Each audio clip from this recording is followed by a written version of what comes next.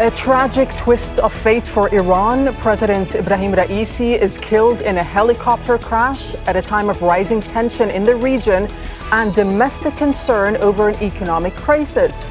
So what does the death of a man widely thought to have been the next supreme leader mean for Iran?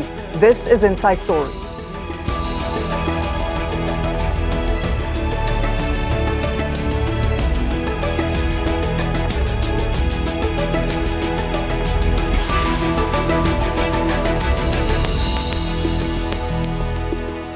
Hello and welcome to the program. I'm Dareen Abughaida. Ebrahim Raisi was widely believed to be on track to shaping Iran's future for years to come. Instead, the country is observing 5 days of mourning after his death in a helicopter crash. There is no power vacuum, however, because according to the Constitution, the first vice president assumes power until elections are held within 50 days. So how would Raisi's death affect Iranian policy, both at home and abroad? And could there be repercussions in the region? We'll deal with these questions with our panel of experts in a moment. But first, this report by Rasul Sardar in Tehran. Shock and disbelief in Iran after a helicopter crash killed President Ebrahim Raisi, his foreign minister, and 7 others. Authorities launched a major search operation, including more than 70 emergency crews and a third of the armed forces, flying drones with heat sensors, driving through thick fog, and scouring the remote mountainous area of northern Iran. When they eventually located the crash site, there was no sign of life in the wreckage. Typically fog, low visibility, rain, possibly snow, they're saying. That combined with a helicopter flying in very rough, mountainous terrain is really a recipe for disaster. Raisi's death comes at a time when regional tensions are running high. The Israeli army is bombarding Gaza in retaliation for an attack by Hamas fighters in October. Members of the Lebanese group Hezbollah, backed by Iran, are involved in near-daily cross-border attacks on Israeli military positions. And Iran's year-long shadow war with Israel has moved out into the open. Last month, Israel attacked its consulate in Damascus, killing 3 senior commanders. Tehran responded with a salvo of drones and missiles targeting Israeli military bases. Iran has been one of the most important supporters of the Palestinians and has been actively following diplomacy and negotiations and doing what it could do to support the Palestinian people. The lack of president is not going to change the foreign policy. On the home front, Raisi had been facing anger after he tightened hijab laws. Reviving an economy battered by Western sanctions was another challenge. He had hoped to turn things around by strengthening relations in the region and was visiting Azerbaijan to further that goal. Ebrahim Raisi's defiance of the West can be traced back when he was a young man studying under Ayatollah Ali Khamenei. In fact, the late president was seen as a likely successor to the supreme leader. Khamenei has declared 5 days of national mourning. Raisi will be laid to rest later this week. Rasul Sardar, Al Jazeera in Tehran for Inside Story.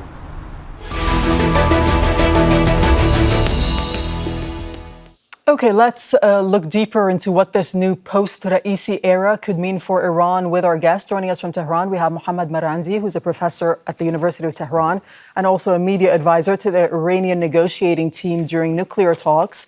In New York, Roxane Farmanfarmain is a professor at Cambridge University in the UK and Middle East security specialist. Joining us from Washington, D.C. is Trita Parsi, who's the executive vice president of the Quincy Institute for Responsible Statecraft. That's a U.S. think tank. Welcome to you all. Thanks so much for your time. Mr. Marandi over in Tehran, you're someone who personally knew Ebrahim Raisi. What's the mood like in Tehran right now with the news of the death of the president, the foreign minister, as well as their companions? Well, everyone that I know is very sorrowful. I was on campus today, both before and after class, students, colleagues, and employees all came up to me and they were all moved. It was interesting that even some of the students who a couple of years back took part in the riots or protests, that they were very upset, and a couple came to my room. So the mood in Tehran is very sorrowful, especially since he has been seen as working very hard, traveling from city to city, from village to village. He's constantly on the move. He's constantly been on the move, and usually he goes to deprived areas where people are impoverished and where people have been held back for a host of different reasons.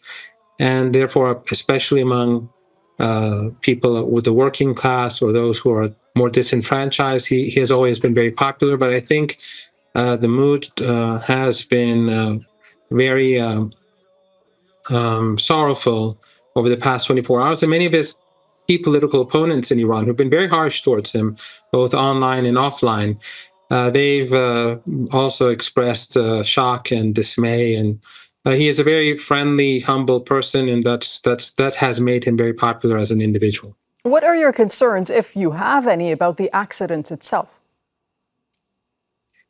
I do not think at this stage there is any reason to believe that there is foul play. Of course, there will definitely have to be an investigation. There are questions. They may have very legitimate answers, but it does seem that when the helicopter took off, the weather was good, and then it entered a very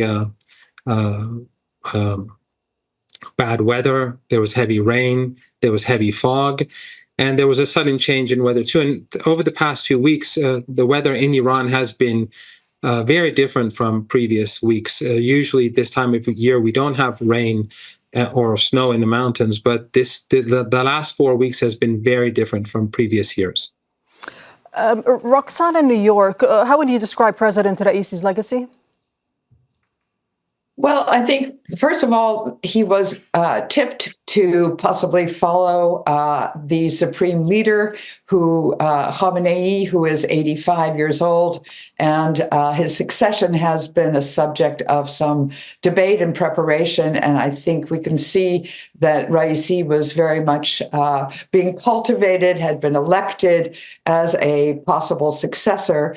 His credentials are very much ones we can see as both loyal to Khamenei and also having proven himself to be strongly repressive at the time of the uprisings and protests of the Women Life Freedom movement. So I think he was a leader politically of an ideological turn that has been conservative to the extreme and very much within the inner circle of Khamenei's. Trita, as per the Iranian constitution, Iran's first vice president, that is, Mohammad Marandi, now assumes the interim presidency, and Ali Bakri is to take over as the interim foreign minister. What can you tell us about these two men that will be taking up these posts, at least in the interim? So Marandi is first vice president from the city of Dasful in Khuzestan in southern Iran, former governor or deputy governor of the Khuzestan region. And will, of course, only be in charge for the next 50 days because the Constitution calls for new elections within 50 days, which is, of course, going to be quite a challenge for the government, given the apathy that the population showed by and large when it comes to the parliamentary elections that were just held very, very recently.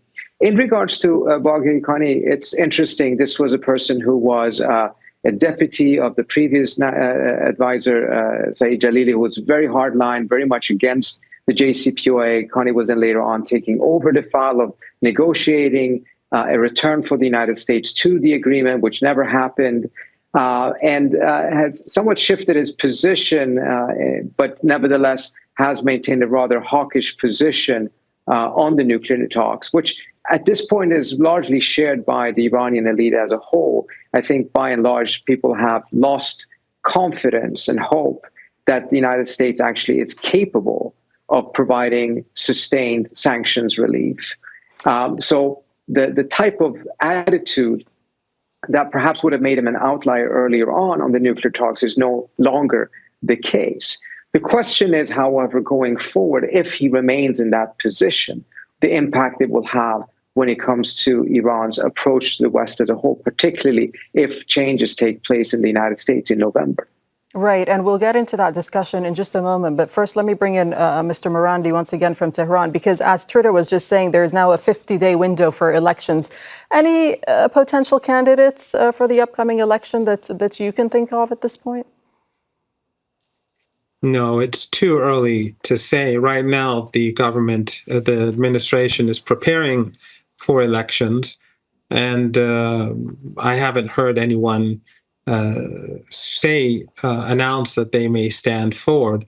The focus of the administration will be the elections, but during the coming days, of course, it will be the funeral. And I think that we will see that President Raisi is very popular when the funeral takes place. I think there will be a ceremony tomorrow in Tabriz, and then his body will be brought to Tehran, and there will be another funeral. And I think we'll see enormous numbers come to the streets. So what we often hear in the Western media about him being unpopular or hated or extreme, usually when the public turns out, then people go silent and move on. We saw the same thing during the period of General Soleimani. When he was murdered by the Americans, we saw unprecedented crowds in Iran. So I think Western governments should be very careful about their assessments on Iran. They always get it wrong, and I expect them to get it wrong in future as well.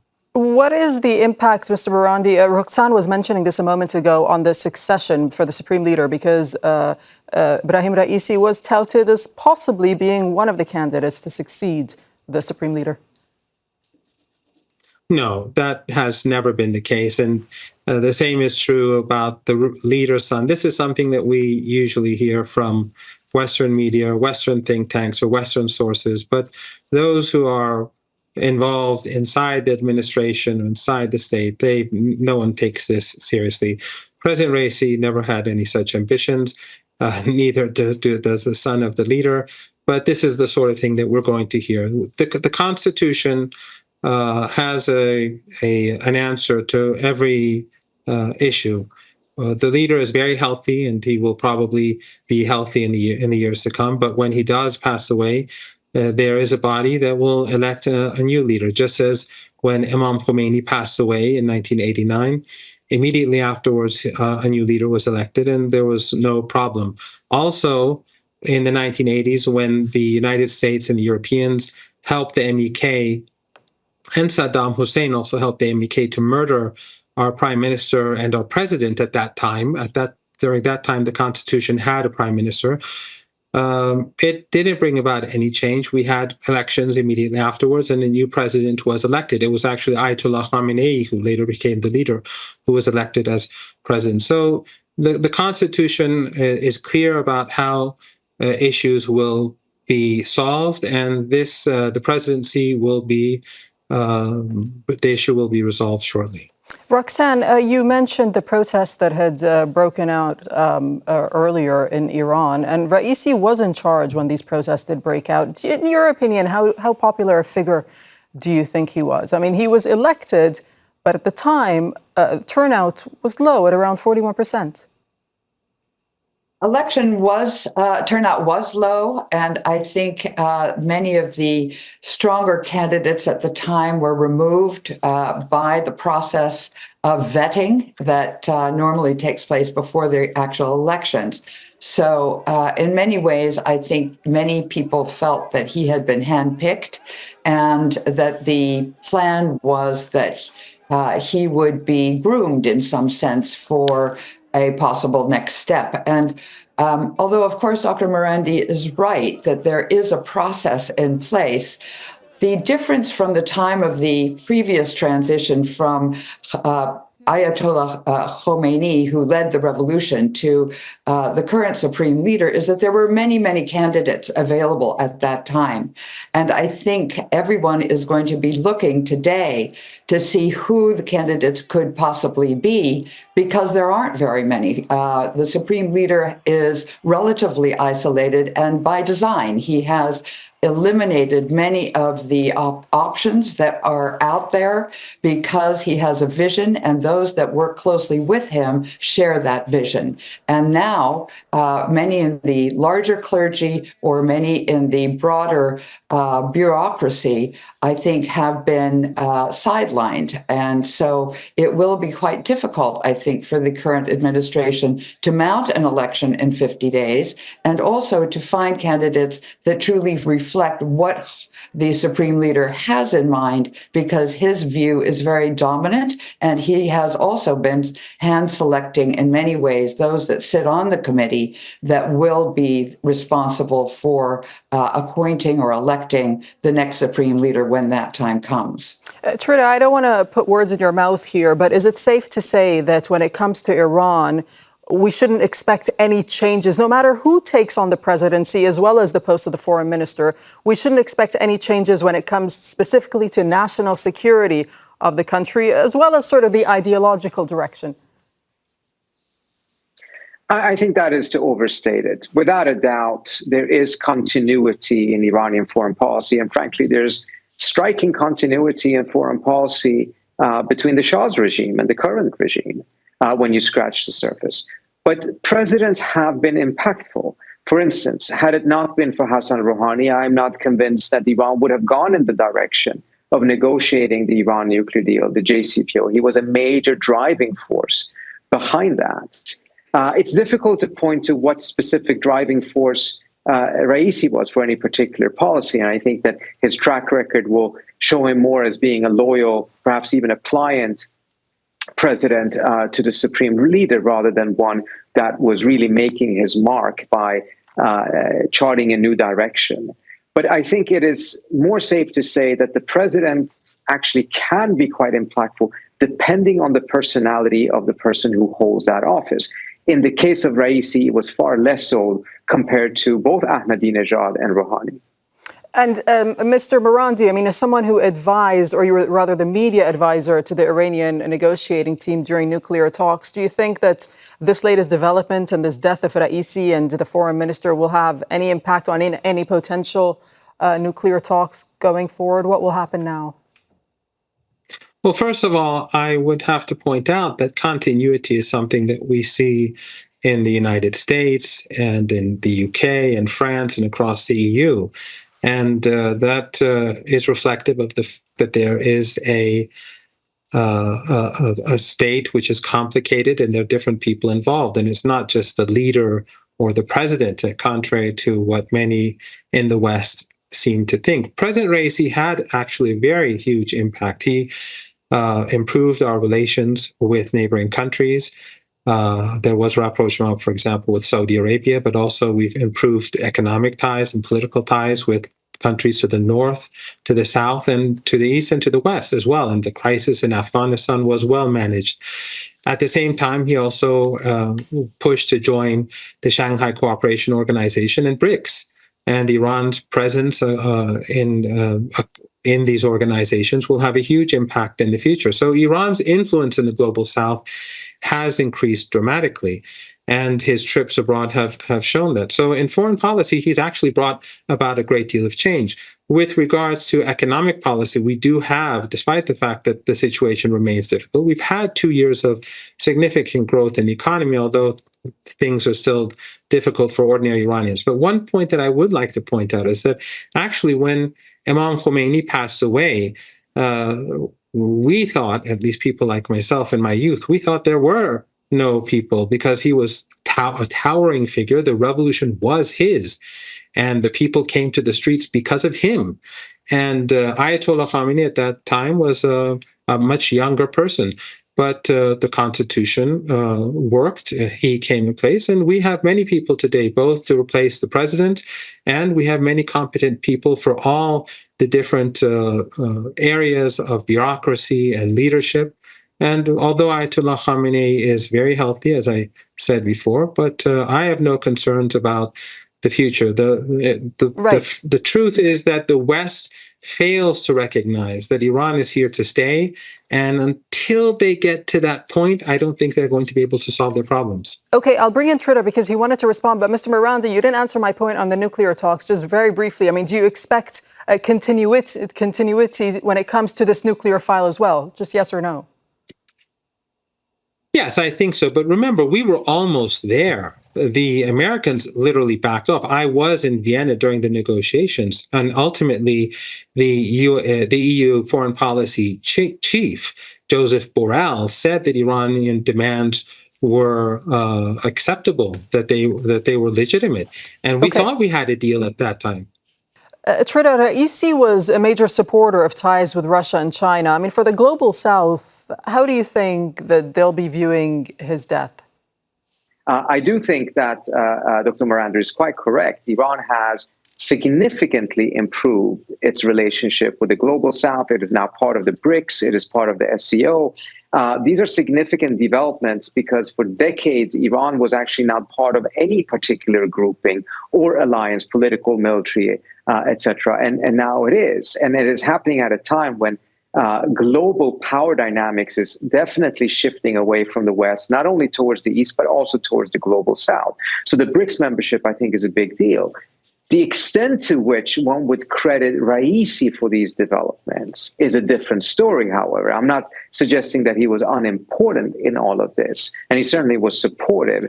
But the extent to which one would say that he played a key role in mediating and negotiating this, I think is a bit overstated. And I do think that we will see a continuity on that front, which is not only because of the institutions that exist in the Islamic Republic, but also because of the fact that the Raisi's role in all of this was not that decisive. What about relations with the Gulf, Roxane? I mean, we saw that rapprochement, the mending of relations, if you'd like, between Iran and Saudi Arabia in March of 2023. How do you see things playing out there? Well, I think that certainly triggered a general feeling, partially thanks to the intervention of China in bringing Saudi Arabia and Iran together into a deal of constructive negotiation. I think that this is a driving force that will continue. But on the other hand, I agree with Trita that I don't really see that it was necessarily only a project of Raisi's. I would say that another great loss in this particular helicopter crash has been the foreign minister, Abdullahian, because I think he, although it's always difficult to read the tea leaves and know how much he influenced the decision-making, his ability to act diplomatically and to develop a narrative that worked with the neighbors in both the Gulf and to the north with Azerbaijan and the Caucasus, but also West Asia, I think, and Central Asia, was significant. He had a means of being quite diplomatic and developing ways to start building trust with Iran. And I think in many ways that is going to be quite a loss. And we're going to see a search for someone to replace him, perhaps, that will be somewhat less, less aggressive than I see the current appointment, Bagher Khani. And I think if it is to be Bagher Khani, I think it will probably be slightly less successful because he's considerably harder edged. Mr. Marandi, when it comes to the resistance groups in the region, I mean, the two men, Raisi as well as Abdullahian, the foreign minister, they both have a long history of backing not only the Palestinian cause, for one, as we've seen now in the Gaza war, but also the resistance movements around the region. And we've had a response from groups like Hamas, Hezbollah, the Houthis in Yemen, all, of course, expressing their condolences and solidarity with Iran. I wonder if you can weigh in on that aspect. Iran's policy towards Hamas and Hezbollah, the other resistance movements, will not change at all. Iran will continue to fully support Hamas in its resistance against the Israeli genocide. Iran will also continue to support all of the Palestinian groups, whether in Gaza or elsewhere. So Iran's policy will remain the same. It opposes ethno-supremacism in Palestine, and it believes that that Hamas and Islamic Jihad and all the others have the right to resist, and that the Israeli regime is illegitimate. That will just not change. Trita, the foreign minister, as Roxane was mentioning a moment ago, a seasoned diplomat, very well known in New York among the circles of diplomats there. What would be his legacy, do you think? I think the most important legacy for him will be the outreach to the Arab world. He was a fluent Arabic speaker, had spent a lot of his time in the Arab world, which was quite a shift from previous foreign ministers who oftentimes had significant experience in the West. This was reflective of Iran's shift under the conservative government to focus more locally and look towards the South and towards the East rather than looking towards the West to resolve its tensions and issues. And in that sense, I think both the opening to Saudi Arabia as well as diplomacy that has been taking place behind the scenes with Jordan, with Egypt and other states is going to be part of the legacy of Iran trying to integrate itself deeper with its Arab neighbors rather than trying to force strategic ties with extra-regional powers. Roxane, final word to you. And I mean, just looking ahead, you have 5 days until the election, 50 days, excuse me, until the election is going to be held. I mean, is this uncharted territory for Iran, or what are you keeping an eye out on over the next few weeks, at least? Well, I think the theme that we brought up is a continuity theme. So I think there certainly has been an effort already on the part of the leadership to dampen down any kind of suspicions or sense of disruption. And I think we're going to probably see a great deal more of that. And I think what we will possibly be seeing is if it's possible to go that direction, a slight hardening, because I think the candidates that are available are people that have somewhat less experience in the regional or global setting. And I think, although I very much agree with Trita that this is a shift a little bit overall towards the East, and I think that's definitely where Iran is going, and the South, and a focus on the neighborhood policy of the Gulf, I think it's going to be quite difficult to negotiate. Okay, we'll have to leave it there. Thank you so much for joining us, Mohammad Marandi from Tehran, Roxane Farmanfarmain from New York, and Trita Parsi from Washington, D.C. Thank you. Thanks for watching. You can see the program again anytime by visiting our website, aljazeera.com. You can have a further discussion by going to our Facebook page. That's facebook.com/AJ Inside Story. Join the conversation on Twitter, on X. Our handle is AJ Inside Story. From myself and the whole team here, bye-bye for now.